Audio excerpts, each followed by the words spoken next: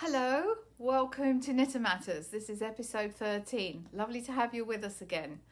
I'm Cheryl Lampard, image consultant with Style Matters International. And through my life, I've had two passions, which are sewing and knitting, so much so that I used to be the owner of a yarn store in Brighton, England. This was started however many weeks ago, 13 now, to give people a new hobby or a new creative outlet while we're all in quarantine, and now that's easing off a bit, but I'm thrilled to see that many of you are still knitting, and I love seeing your projects, so keep showing me those. If you're new to Knitter Matters, just drop a line in the comment box where you're from, and feel free to put in any comments as we go along. I can't actually see them while I'm doing this because somebody else is in control of the camera. You can also see these videos afterwards and all other videos on this page, and they're all now uploaded, and this one will be afterwards, to our YouTube channel. And rather excitingly, I think we're only about 6 subscribers away from getting our 100 subscribers on YouTube. So thank you for subscribing, and if you haven't already, perhaps you would be one of those 6 that will get us up to 100 subscribers so we can get our own URL, which would be wonderful. You can also follow us on Instagram. So they're all the social media things that you can see us on. Anyway, I'm going to ask the camera to turn to the table so we can actually get on with what we're all here for. Just going to slip my glasses off so I can see better with that. Okay, now it's episode 13 of Knitter Matters, and today I'm calling it Technical Tuesday because knitting in itself is a wonderful thing, but there is more to knitting than just the mechanics of making a garment or a piece of fabric. And those are things like the pattern instructions and schematics and charts. And I know from some of the emails that I get from you and the messages that I get from you that many of you are daunted and put off by reading charts and schematics. Well, please don't be, because they open up a whole world of possibilities. And I love looking at schematics and charts, bizarrely, but I do, because you get so much information. So let's start first with the schematics. And I'm going to just take this off of here. Forgive me reaching across, but I'm going to come to them one at a time. Okay, so in essence, a schematic is really just basically a to scale rendering or drawing of the finished garment in its basic outline. But you can get a huge amount of information from this. So let's just take a look at this one. On this one, this is a very simple outline of the back of what is a cardigan in this case. Now you've got all these numbers here. Not all of these are going to apply to you, but what it does give you, it's going to give you an idea of the garment construction. It's going to give you an idea of the finished sizes, which is very important, and I'll come back to that. It's going to show you the shape of the design. You might not be able to see that in just the photograph. Look at this one, for example, which is actually a raglan style. So the sleeve is a very different shape to a normal, not a normal sleeve, but a set-in sleeve or a drop shoulder sleeve. So you'd need to know that before you start. For me, I'm not mad about raglans on me because they make my shoulders look narrow, and I already have quite narrow shoulders. So a raglan choice isn't always a good thing for me, whereas you may love it. So I would need to know that when I choose my pattern. And most importantly, it's about the finished sizes. So just looking at the bust size of a pattern doesn't really tell you much at all. What you need to know is how big the actual garment is going to be when you've finished it. And you need to know that for blocking it and for the fit of it. So for example, it's very clear here what the sizing is at the rib, for example. And each of these measurements will correspond to a size on the pattern. That doesn't matter for this purpose, but you'll only be worried about one of these sizes. You don't need to get fretful that there's a lot of numbers, because let's say you're making the smallest size. You'll know then that this is 17 inches, the rib measurement. You'll know then that this actually increases a little for the rib, possibly. On this one, I don't think it does. But sometimes you might find you've increased a bit for the rib. So the actual size of the garment will be bigger in the body of the garment.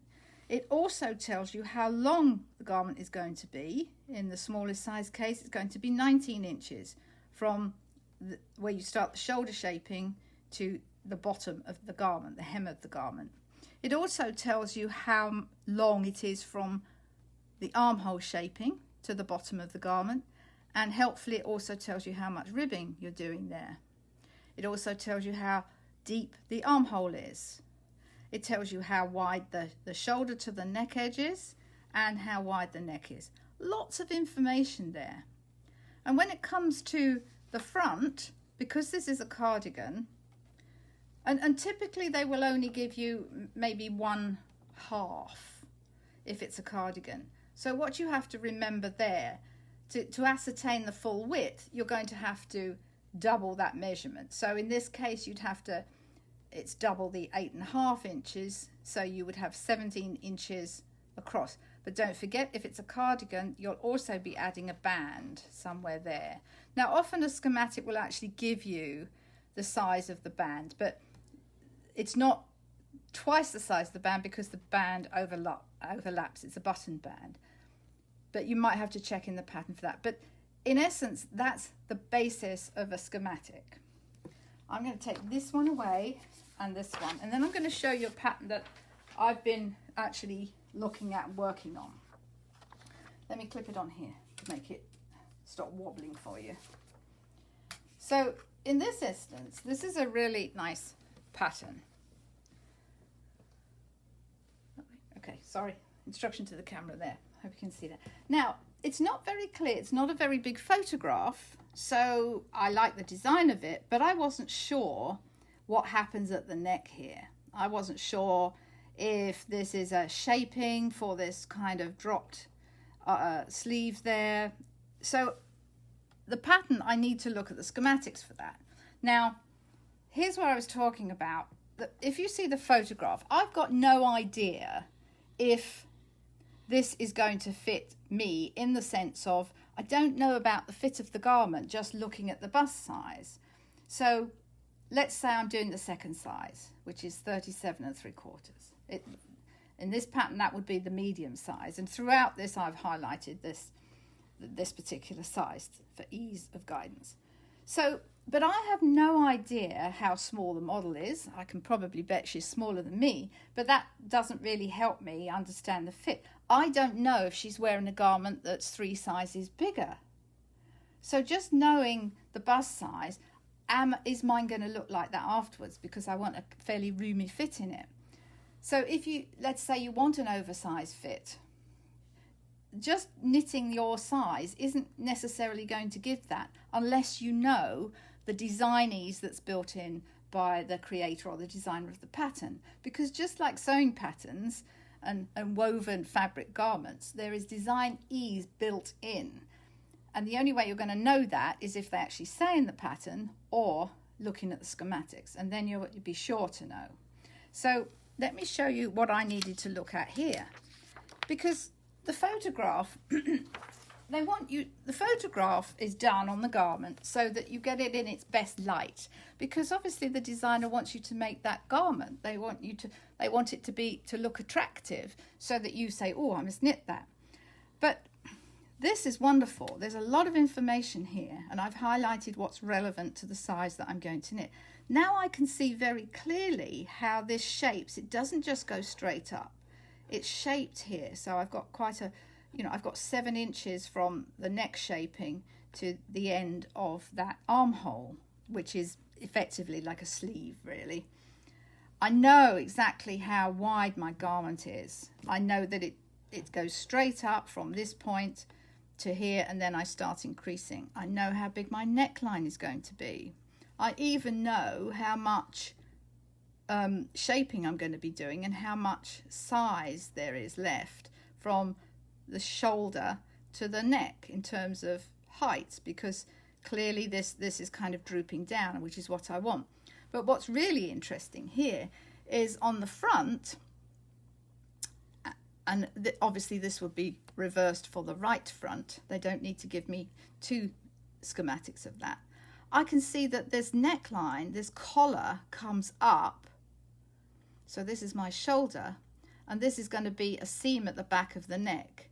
Now that's really important for me to know, because that's a really nice design feature and I like that, but I might not want that. So just looking at that photograph, if I bring that back, wouldn't really tell me anything. Okay, you know, I don't know if that's a stitched on collar, but it's not. It's an integral part of the knitting, and as it happens, I really like it, but you might want to change that. So when you see the schematics, you can see exactly what you're going to be doing, and it gives you an opportunity to change it if you want to. It's also that having the finished measurements for your particular size. When you block your garment, because you will of course block that before you knit up the pieces, and we dealt with blocking a few weeks ago, it's really important you know that you're going to be blocking to those dimensions. And then it makes sewing up your garments so much easier. And that in turn brings me back to when you do your tension gauge, your swatch at the very beginning before you start any pattern, so that you know that your gauge is knitting to the correct tension. Because if you're not knitting to the tension that the designer of the pattern intends you to, you won't get these results. And there is nothing worse, well, yes there are, but in knitting terms, there's nothing worse than knitting up a garment and then finding it doesn't fit you. That's heartbreaking. So schematics, don't be put off by schematics. They're there for a purpose. I do want to just show you some really quite complicated schematics that I did many years ago. And the photographs of these designs are on the Knit Matters page. This was a series of sweaters that I did for a cashmere house in London. And I had to plot out every part of the design, including the placement of, these were heraldic shields. I had to plot those out, and on the sleeve, and exactly all the dimensions. These were for machine knit, so there was a lot of colour involved. But I was looking in my catalogue, if you will, and just having a look for putting today together, and I thought you might be interested in seeing those. You don't have to worry about stuff like this, really you don't, but I just thought I would almost impress myself with how much information there was there. And this was actually one of the sweaters. It's a grainy old photo, but you can see just how intricate they were. And this was one of the less intricate ones actually. But anyway, if you want to see those, they're all on the Knit Matters site. Okay, another thing with schematics, this is a pattern, it's a very popular pattern by a designer called Nora Go, and I think it's fabulous. And I've shown you before these pentagons that I've knitted up. But this is a really handy little schematic here, because it shows me the placement of my pentagons when I need to sew them up. Now without that, imagine trying to follow that in just an instruction where you place number 1 here and left. It's so easy when you have it as a diagram, a schematic. There's no doubt then where my pentagons go. And I've even numbered them in Roman numerals there with a pink thread, so that, again, I have no doubt when I'm picking up my pentagons that are all the same, I know which goes where. And even on this schematic there, this is actually now a chart, which we'll be coming onto in a second, but super helpful. This is just the little chart to show me where my cables go in my pentagons. Now with something like that, I could follow a pattern instruction as well, but again, I love a chart, and that's what we're going to be coming on to now. So I do know that many of you get very bothered by charts. They seem very confusing at first, but I'm here to tell you again, they're here to help you. And really, once you get the hang of charts, you'll wonder how you did without them. And in fact, in many cases, if it's a complicated design, I don't really even want to do it if it's line by line. I'd much rather have a chart.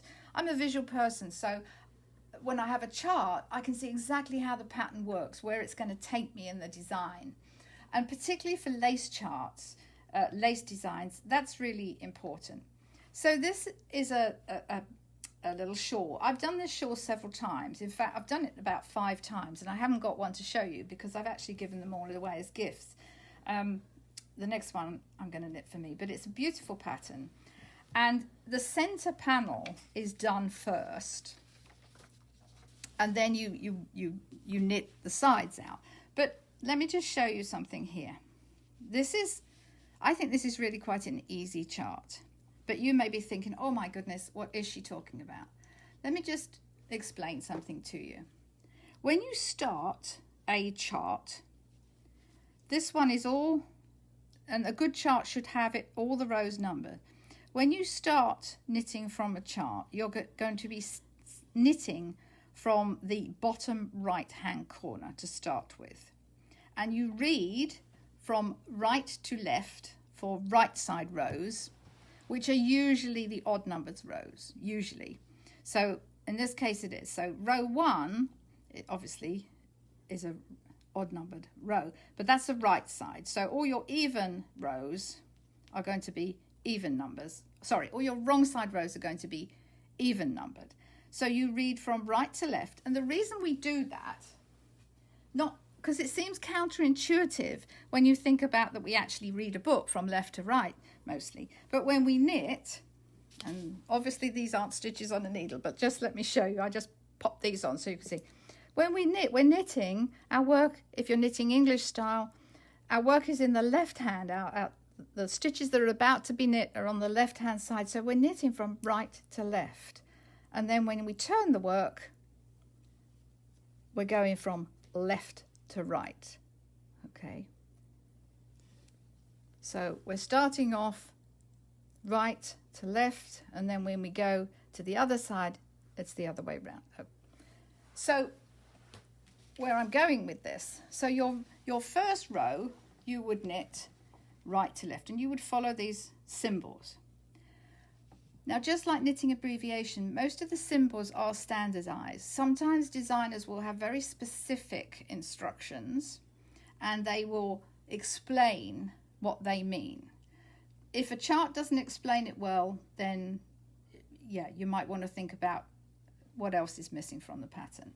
But this is a really nice, well set out one. So we go, our odd numbered rows are going to be right side rows in this case. So we'd be going right to left. When it comes to going left to right, that's the reverse side of the work. That's the wrong side work.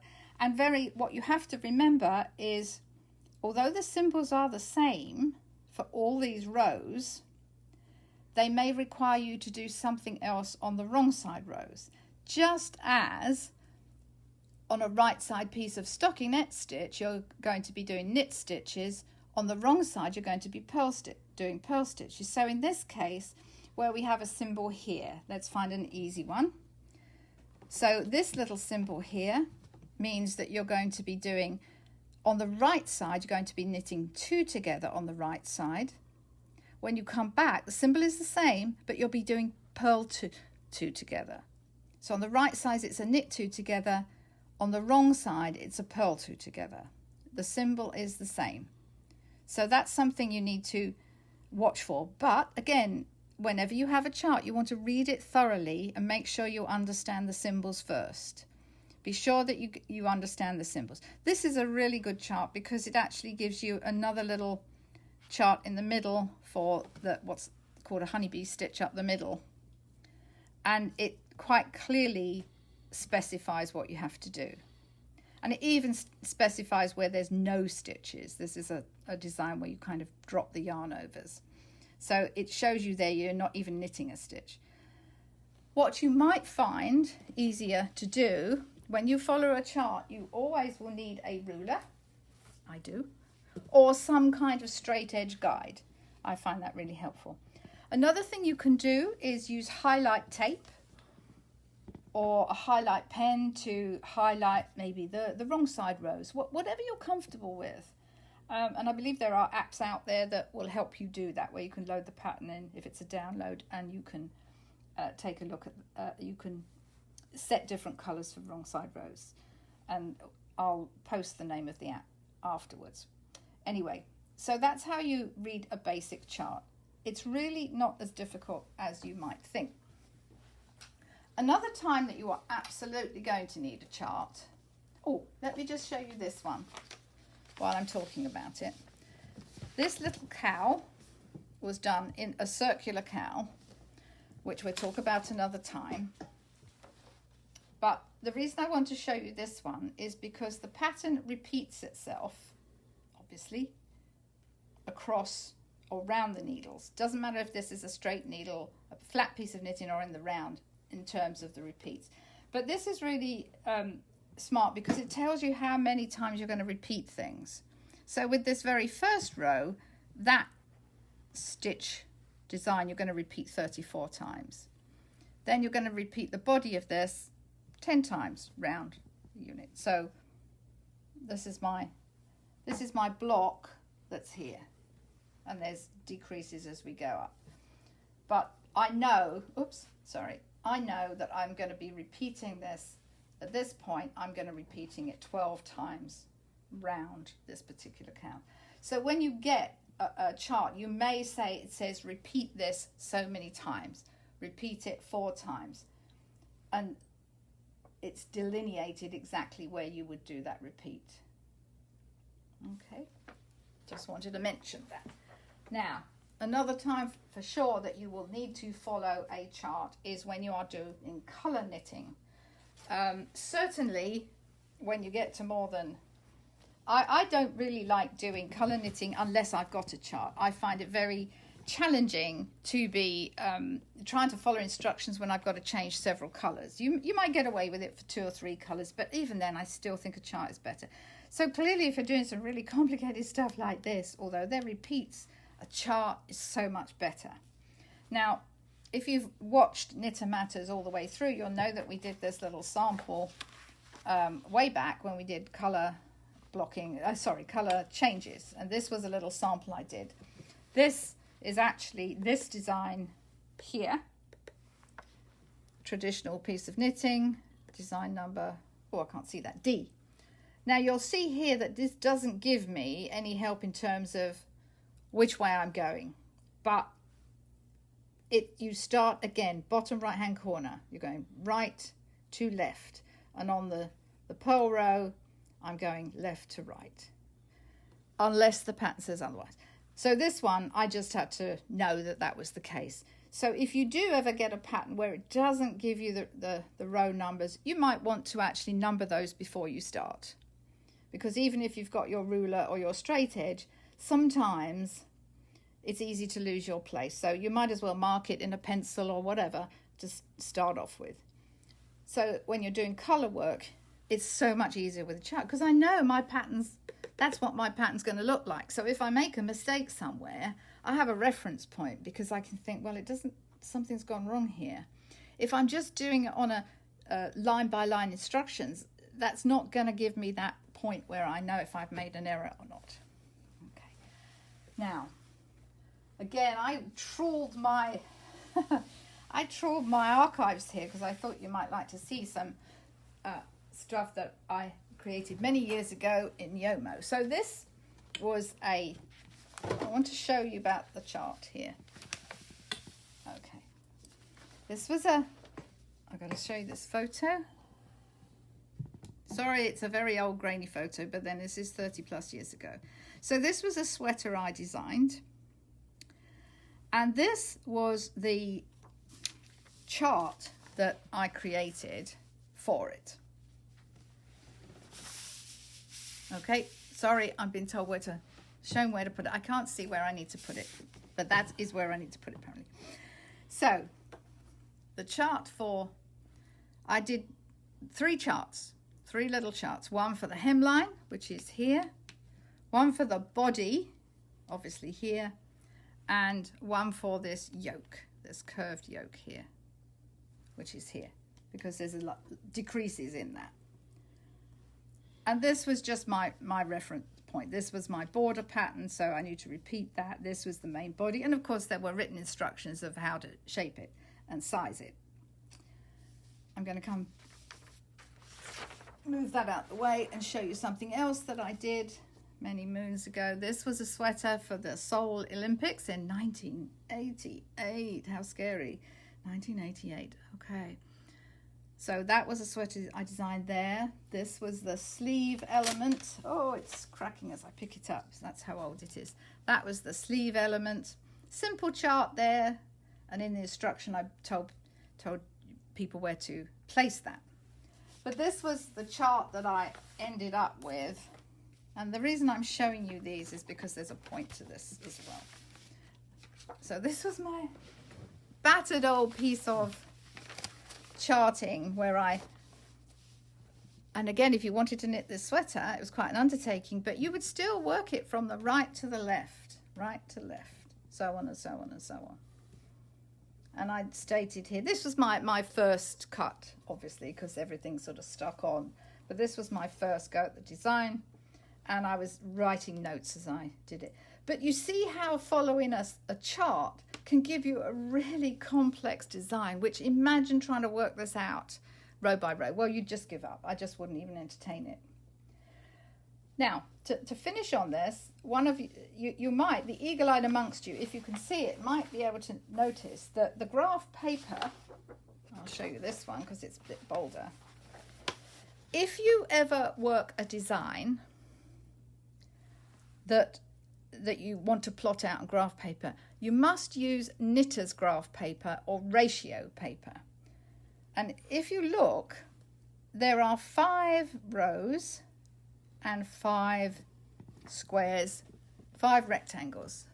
Okay, I've got to go further away. These are not squares. Regular graph paper is in squares. These are not, but you've still got 5 blocks, stitches, and 5 rows there. The reason that is rectangular is because the knitted stitch is generally, in nearly every pattern, it is wider than it is tall. That's why when you do your tension squares, it's often less stitches to a given amount of measurement and more rows. It's just the way it is. So when I plotted this out, for example, I had to do it on ratio graph paper. Now that means the figures look a bit weird. They look a bit compressed, but when you knit it up, they don't. I know it's a small photo, but that's all I have with that. But don't be afraid and think that when you see your chart that doesn't look how you want it to look. It's been done so that you get the result that you want after it's knitted. Again, they're perfect with my Olympic rings. I promise you those were real circles when they were on the sleeve. But they have to be, I had to plot them out on this ratio paper because the stitch is wider than it is tall. So just bear that in mind if you are creating your own colour work designs. You won't need to worry about that if it's a pattern, but if you're creating your own designs, you will need to do that. That was quite a lot, I know. So feel free to ask me any questions on the Knitting Matters page. I'm happy to answer them, or you can message me direct. It's always nice if you put them on the page because other people have probably got the same question as you have. Now, I hope that was helpful, but I want you to help me now to be able to help you even more. I'm thinking that we might change the day and time of this Facebook Live. It will still be a Facebook Live and we will still upload them to the page and to our YouTube channel. But now things are opening up a bit and people are moving around more, not so much at home during the day. I'm wondering if you would prefer a different day and a different time. All you need to do is put in the comments, Wednesday at 7 o'clock, whatever it might be. Clearly, I know that we might not all agree on the same date and time, but if you can give me your thoughts, that would be really helpful for me because I want to do it when you're able to watch. And if you're now not at home or not able to be in one place, then I want to try and accommodate that. So if you would like to let me know, that would be hugely helpful to me. So thank you for watching. Thank you always for joining Knitting Matters. I'm thrilled to bits with that you seem to like what we do here. So until next week, stay well, stay knitting, stay calm, stay well, stay knitting. And I will see you next week. Take care now. Bye-bye.